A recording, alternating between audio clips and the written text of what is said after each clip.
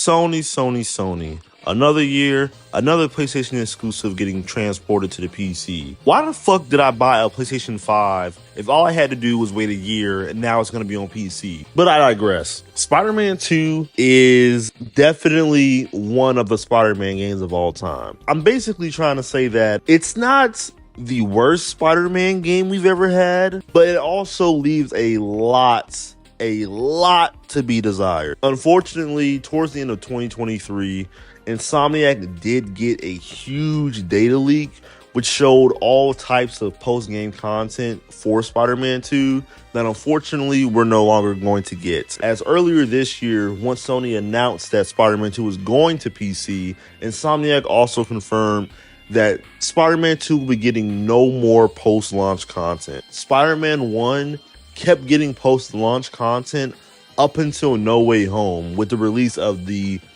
I think it's the integrated suits, the like black and gold one, and then the like hybrid Iron Spider suit bullshit. I hate that costume. I don't fucking like it.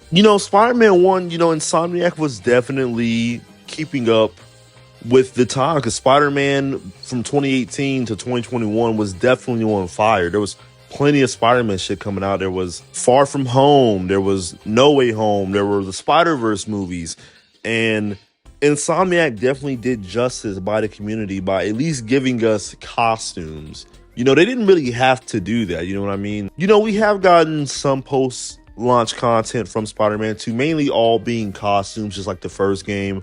But there was a big difference in the fact that we did have 3 story DLCs from Spider-Man 1. And unfortunately, like I said earlier, Insomniac is no longer going to be releasing anything for this game. Which leads me into the topic of this video, is that Spider-Man 2 on PC is going to be the definitive edition of this game. You might ask, well, what do you mean by that? And what I mean is that this game is going to be heavily carried by the modding community.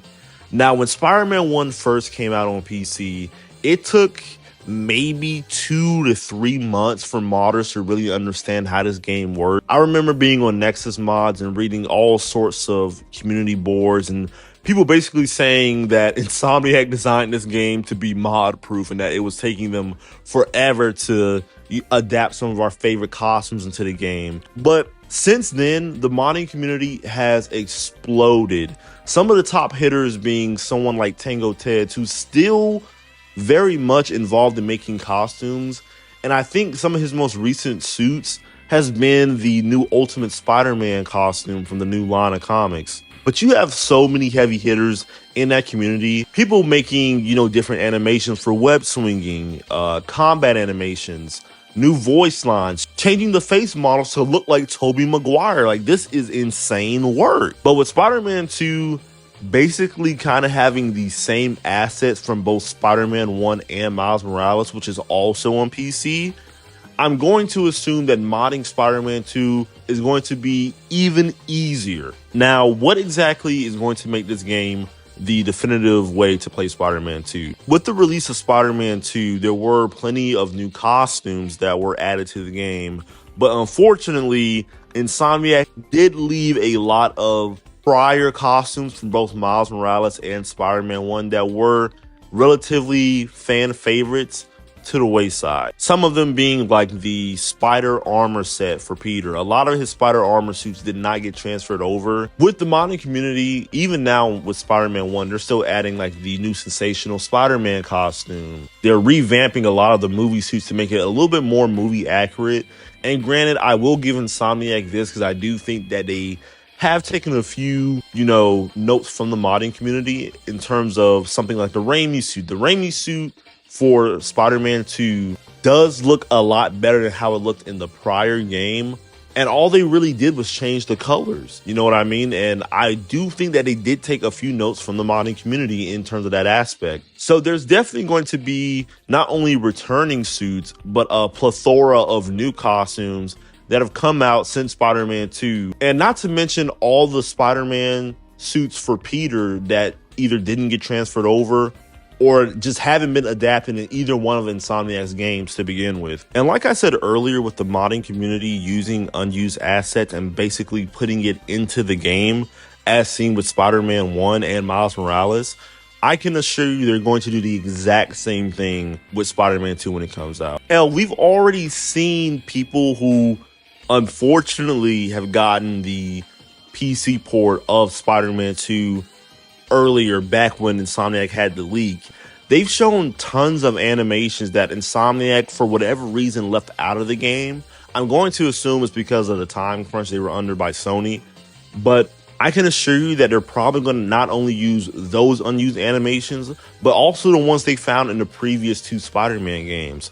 So I can tell you this right now, that the combat, as addicting as it already is going to be even crazier. And not to mention that, but you also have 2 Spider-Men that you can swap animations with in the same game. But also, we saw that there were plenty of assets apart from just animations that Insomniac were not able to put into the game. For example, we have seen tons of unused destructible environments in some leaked gameplay that we saw back earlier this year. Not only that, but we also saw a couple different symbiote archetypes for enemies. And we did also see a leaked footage of Venom potentially throwing Spider-Man through destructible environments in the open world. Now, I'm not exactly sure how much it goes into modding, but I'm going to assume that they're going to be able to do something with that as well. The modding community for Spider-Man 1 is insane. They've been able to put a Doc Ock fight on a train. Like they're completely changing the way the final fight works. Destructible environments is definitely something that needs to be added and explored, because I feel like there were so many instances in Spider-Man 2 with destructible environments that definitely gave it that sort of next-gen edge to it, and kind of gave the fights a little bit more scale. Just overall, like a next-gen experience. Don't even get me started on what they're going to be able to do with Venom.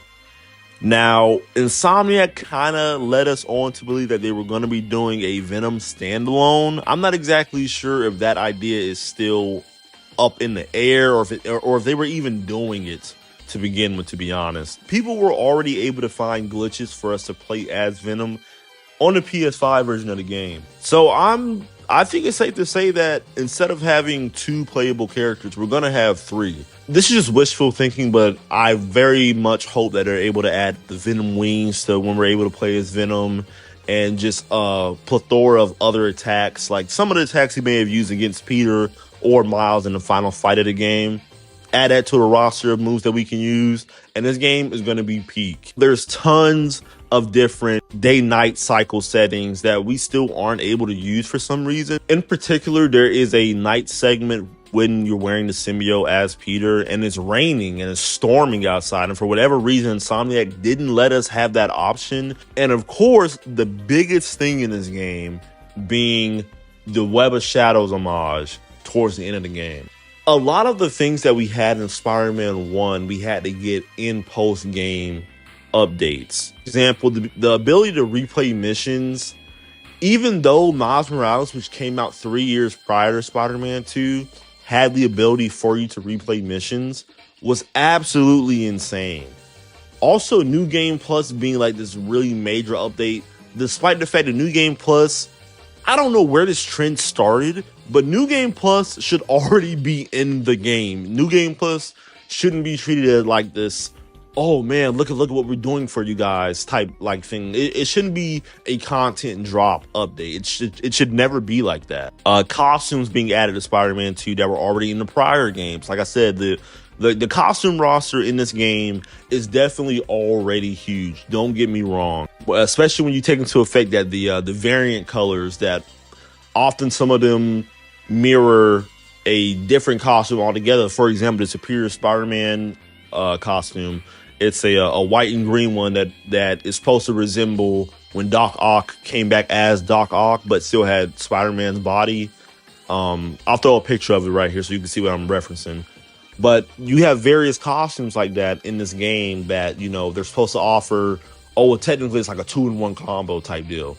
But the fact that, like, we didn't get any of the spider armors returned, or like any of the original Insomniac costumes. Granted, a lot of Insomniac's original designs are more of misses than hits, but there are some costumes that me personally, I do enjoy from Insomniac. There are plenty of interviews with Brian Intihars talking about how, you know, they had to restart certain aspects of the game and they had to cut some stuff and, you know, they left some of the stuff in and this and that. And I do believe that if Insomniac never got, you know, hacked and leaked, I do think that the post-game content for Spider-Man 2 on PlayStation definitely would have been better than what it is right now. The fact that the last thing we're ever going to get for this game is the Spider-Verse suit added and the Last Stand suit added is like, you know, I mean, I guess it's something, but it's not exactly what we were expecting for this game,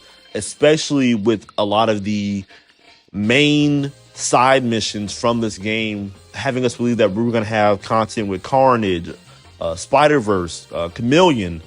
A lot of that stuff not being in the game or hinted at that they're at least gonna, you know, talk about it within like a post-game launch thing or something. The fact that we're never going to get anything from any of these leaves the game feeling very incomplete.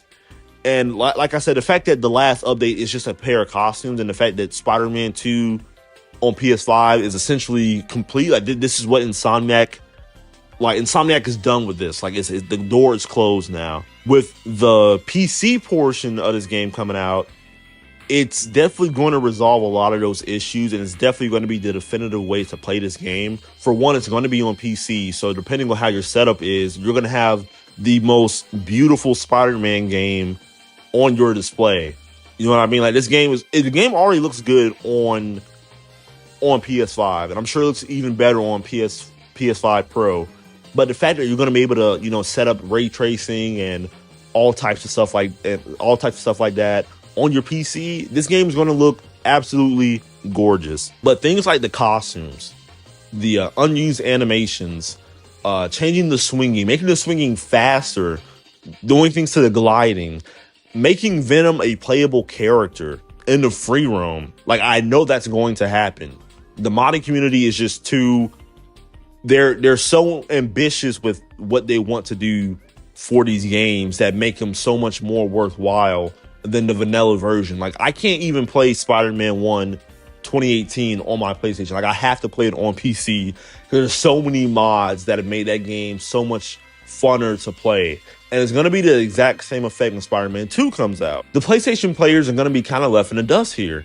And not saying that the PC port is a bad thing at all, but I do feel that, you know, kind of giving it to the modding community and letting them, you know, finish what you started does leave a bittersweet taste. And I should say everyone's mouth at this point, because I do think we thought Spider-Man 2 was going to be the Arkham City of the Spider-Man franchise, and unfortunately, it's more like a Arkham Origins. It's more like it's kind of good for what it is, but, you know, like coming off the bat of Arkham City or coming off the bat of Spider-Man 2018, you know, it doesn't live up to this. So that's just my thoughts. I do think that Spider-Man 2 on PC is definitely going to be the best way to enjoy that game. So, you know, I would definitely say if you have a PC and you haven't played Spider-Man 2 yet, or you were planning on picking it up for PS5, definitely think it's probably going to be on sale now. I would just wait until January, early February to get it on PC, because then it's definitely going to be the best way to play that game.